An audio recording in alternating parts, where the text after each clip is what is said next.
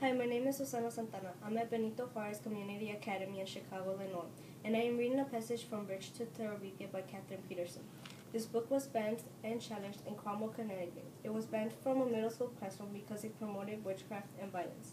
Similar challenges were taken in Nebraska, California, Pennsylvania, Texas, and Maine. They challenged it because it had offensive language and claims the parents are abusive. Another one was also in Connecticut in 1990. It was challenged because it contained language and subject matter that set bad examples and gave students negative choices of life. Pennsylvania in 1996, it was banned because of the profanity, disrespect for adults, and elaborate fantasy world that might lead to confusion.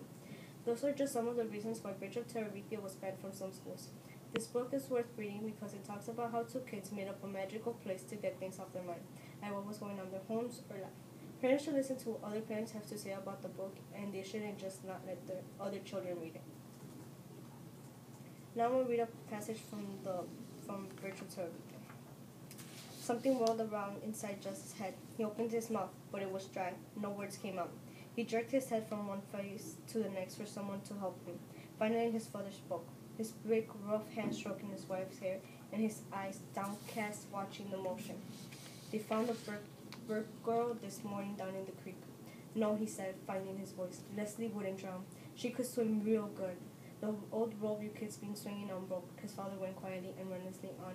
They think she must have hit her head or something when she fell.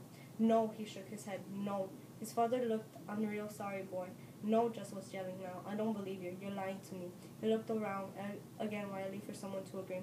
But they all had their heads down except Mabel, whose eyes were wide with terror. But Leslie, what if you died? No, he said straight at Mabel. Isn't alive. Leslie ain't dead. He turned around and ran out the door, letting the screen bang sharply against the house. He ran down the gravel to the main road and then started running west away from Washington and Millsburg and the old Perkins place. And an approaching car beeped and swerved and beeped again, but he hardly noticed. Leslie, dead girl, found, broke, fell, you. The words exploded in his head like corn against the sides of popper. God dead you, Leslie dead you. He ran until he was stumbling, but he kept on, afraid to stop, knowing somehow that running was the only thing that couldn't keep Leslie from being dead.